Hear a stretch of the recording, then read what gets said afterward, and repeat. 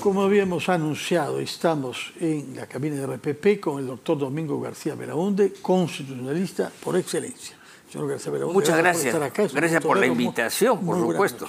Hemos hablado ya antes, pero las cosas están ahora ya decididas respecto de la ley que introduce 2 cámaras en el Congreso peruano, lo cual ha significado modificar varias decenas de artículos en nuestra Constitución. ¿Cómo ve usted desde el punto de vista constitucional esta decisión? Yo he recién leído hoy día en la versión final que ha salido en el peruano, hoy. Antes hemos leído las versiones que salían colgadas en la web, pero hoy día conozco la versión final y no la he terminado de leer completa. Pero en fin, yo soy partidario en el sentido de que la Cámara Única en el Perú, en mi opinión muy personal, funcionó bien los primeros años y después degeneró. Entonces hay 2 problemas con la Cámara Única hoy. Uno, no se haga abasto para el trabajo. Yo conozco congresistas que están en 4 o 5 comisiones, con lo cual no trabajan en ninguna, ¿no es cierto? Y 2, la representación. O sea, hay un electorado de 25 millones de personas y hay 130 congresistas. Eso no tiene sentido, ¿no? Entonces, lo que han hecho ahora, en primer lugar, la gente estaba encandilada con Vizcarra, con un referéndum, que dicho de paso no es vinculante, porque la ley de participación ciudadana dice que los referéndums no se modifican en 2 años, y han pasado 5. Así que mala suerte, pues, el pueblo ya verá lo que hace, ¿no? Pero yo pienso básicamente que se ha vuelto a la tendencia anterior de crear lo que se llama el bicameralismo imperfecto. O sea, las cámaras tienen origen distinto, circunscripciones distintas y, en la medida posible, facultades distintas. Hay cosas que hace el Senado que no hacen diputados y viceversa. Eso ya es un avance, pero hay que ir más. Yo creo que el año 26 hay que reunirse una comisión extraparlamentaria que modifique algunas cosas y algunos errores que se han escapado. Por ejemplo, ¿cuáles son esos errores? Voy a mencionar uno solo. La Constitución anterior decía lo siguiente: una vez que se acusa a un alto funcionario, o sea, se le inhabilita, es una sanción política, pero la otra es levantarle el fuero para que lo juzgue la Corte Suprema. Sí. Entonces, ¿qué pasa? La Constitución anterior decía, y me opinión con buen criterio, y eso me lo dijo mi Paniagua, inclusive, que en paz descanse, que del Congreso salía la acusación. Iba al fiscal de la Nación, quien acomodaba la denuncia sin modificarla, y la pasaba donde la Corte Suprema, y el juez de turno, el vocal de turno, tenía que abrir instrucción de todas maneras. ¿Para qué? Porque lo que quería el Congreso era de que ese señor fuese investigado. Ahora, si en el proceso salía limpio de polvo y paja, aleluya, no hay problema. Pero se quería que haga un juicio, ya sea con resultado favorable o en contra. Eso lo han eliminado. Y hoy día el fiscal puede decir no acuso. O sea, había un pleno que se ha reunido para acusar a fulano. Mandan un oficio al fiscal de la Nación, que es un funcionario del Estado, y dice no acuso y lo archivo. Eso se ha eliminado. Ahora, otra cosa buena, ¿cuál es? Haber quitado la cuestión de confianza al nuevo gabinete. ¿Cuál es el interés de eso, excepto evitar que se puedan acumular 2 rechazos de la confianza que lleve a una disolución? Bueno, la anterior Constitución que tomó eso del parlamentarismo europeo decía 3 veces. Sí, Carlos Torres, el presidente de la Comisión de Constitución, la redujo a 2. Pero el problema es que ahora esa cuestión de confianza, cuando va un nuevo gabinete, se ha eliminado, lo cual está bien. O sea, dice la Constitución, el nuevo proyecto que es para el 26, que dice un nuevo proyecto, que cuando va el nuevo gabinete, expone, se discute, pero no hay voto. Eso es interesante. Porque antes iba un gabinete a los 30 días, con cuestión de confianza, lo votaban encima de su casa, a los 30 días, lo cual era una exageración, evidentemente. Eso es lo que se llama la cuestión de confianza confirmatoria, no la investidura, porque es una cosa europea, ¿no? Sí, no hay investidura. No hay investidura, acá nadie inviste a nadie, acá se ratifica un cargo que es distinto. Porque los cargos vienen siendo efectuados ya antes de que el Congreso haya votado la confianza. En Europa, por ejemplo, la palabra, por ejemplo, la investidura, tal como está en España, que yo la he visto, es lo siguiente, ¿no? El rey, en este caso, propone a un candidato para ser presidente del Consejo de Ministros, o premier. Premier, sí. Bueno, lo propone. Este premier, el Congreso de los Diputados, lo ratifica. Recién jura el cargo y recién escoge a los demás ministros. Acá no, acá ya juraron, se pusieron el fajín y están trabajando. Y van a pedir la confianza 30 días después. Sí. Entonces, es una confianza ratificatoria. No se inviste porque investir significa darle lo que no tiene. Y ellos ya son ministros. Sí, se usa la palabra investidura de una manera impropia, pero bastante generalizada. Otro tema constitucional que ha aparecido en la práctica parlamentaria es las modificaciones respecto de los delitos de lesa humanidad y la prescripción de esos crímenes.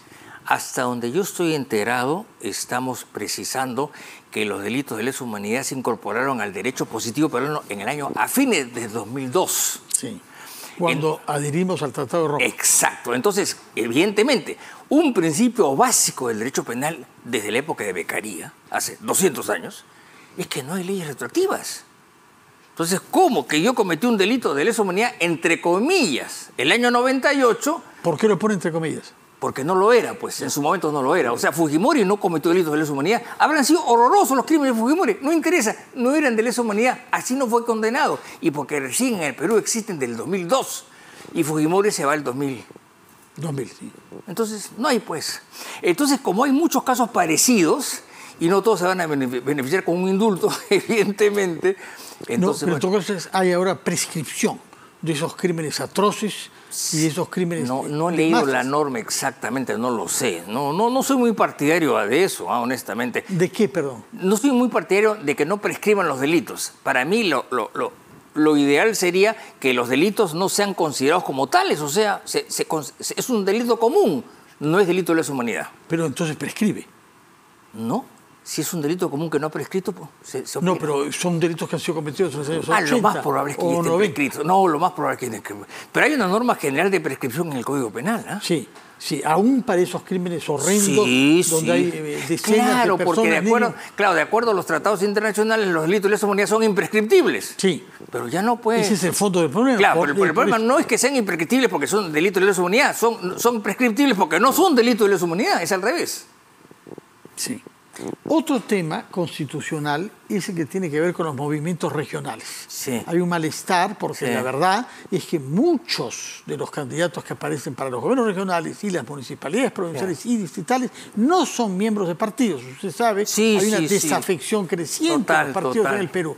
Y parece que el Parlamento quisiera reaccionar contra ese movimiento restringiendo el margen de acción de estos movimientos regionales en la vida política. Bueno, a mí en principio me parece que son opciones políticas y yo no los censuraría de inmediato, sino ver cómo opera. Porque hay una cosa, ha habido mucha farsa y mucha corrupción en los movimientos regionales, esa es la verdad. Yo lo dejaría tal cual, a ver qué pasa. Yo creo que en política, como no hay verdades absolutas, hay que esperar ver qué pasa. Yo estaría de acuerdo con eso, mantenerlo. Pero lo que pasa, ya lo sabemos, que la mayor parte de los gobiernos regionales son ganados por líderes de movimientos regionales que no responden a una estructura nacional. Bueno, mala suerte, pues. Mala suerte, habrá que observar. Yo lo mantendría.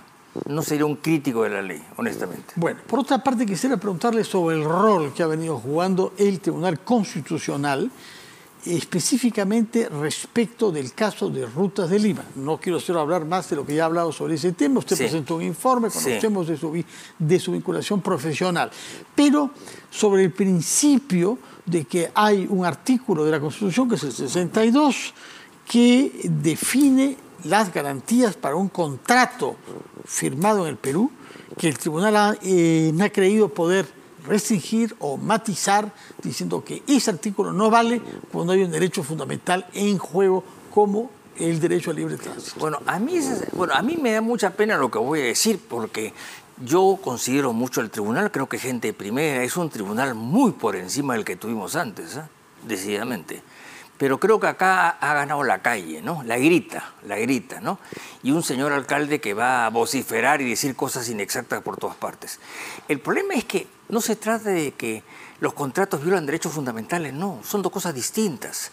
Además, los derechos fundamentales no son absolutos. Por ejemplo, decía, no puedo pasar por la... Eso no es... Cuando yo quiero salir del país, tengo que pagar en el aeropuerto el estacionamiento y tengo que pagar un impuesto para el pasaje para salir, ¿o no? Los derechos no son absolutos.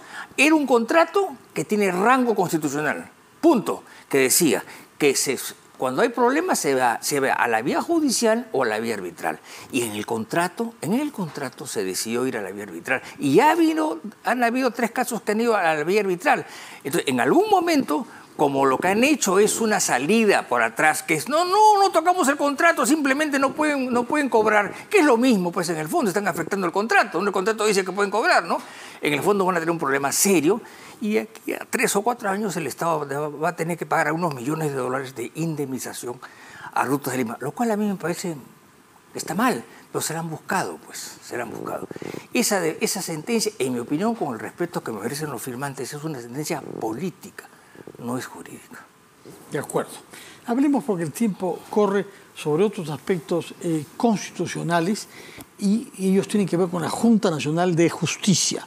Usted ha seguido todo el tema y el debate acá nos dijo que usted era de la interpretación de que la Constitución sostenía que 75 años era el límite máximo, más allá del cual la persona elegida, y aunque hubiera juramentado por 5 años, debe dejar el cargo. Así es. Como usted sabe, los miembros de la Junta no interpretaron de la misma manera.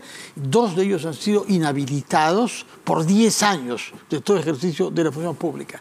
¿A usted le parece que tiene un fundamento legal inhabilitar por 10 años por discrepancia en la interpretación de la Constitución? Bueno, acá yo diría que 10 años es demasiado, con toda honestidad.